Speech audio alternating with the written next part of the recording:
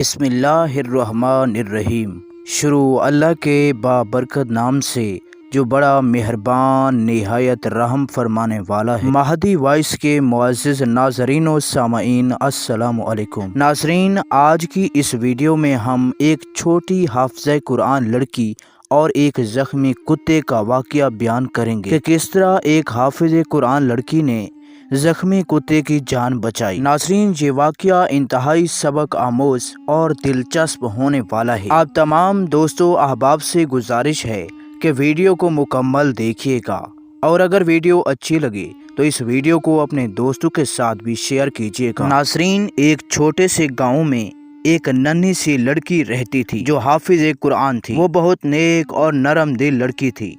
لوگ اسے اس کے علم اور اخلاق کی وجہ سے بہت پسند کرتے تھے۔ لڑکی کا نام عائشہ تھا اور وہ ہمیشہ اللہ کے قریب رہنے کی کوشش کیا کرتی تھی۔ ایک دن عائشہ اپنی والدہ کے ساتھ جنگل کے راستے سے گزر رہی تھی۔ راستے میں انہیں ایک زخمی کتا ملا۔ کتا خوف اور تکلیف میں کرا رہا تھا۔ عائشہ نے اسے دیکھ کر بہت ترس آیا۔ عائشہ نے اپنی ماں سے کہا، امی، یہ کتا تکلیف میں ہے، ہمیں اس کی مدد کرنی چاہیے۔ ماں نے پہلے تو ہچکچاہٹ دکھائی، لیکن عائشہ کے اصرار پر وہ مان گئیں۔ عائشہ نے اپنی چادر کا ایک حصہ پھاڑا اور کتے کے زخموں کو صاف کر کے باندھ دیا۔ پھر اس نے اپنے تھیلے سے پانی نکال کر کتے کو پلایا۔ کتا دھیرے دھیرے پرسکون ہونے لگا۔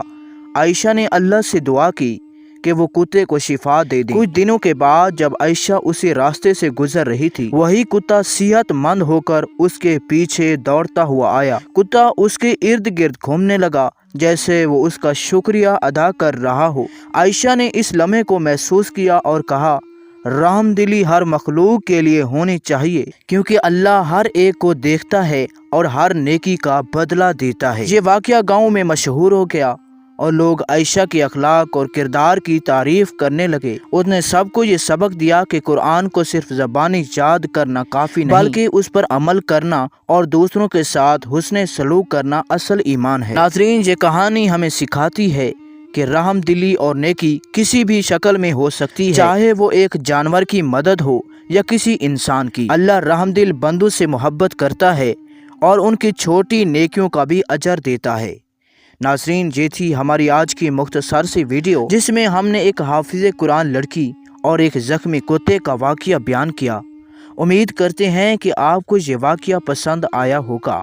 اگر یہ واقعہ پسند آیا ہو تو اس واقعے کو اپنے دوستوں، عزیز و اقارب کے ساتھ بھی شیئر کریں تاکہ وہ بھی اس کہانی سے سبق اندوز ہو سکیں۔ ناظرین، ملتے ہیں اگلی ویڈیو میں۔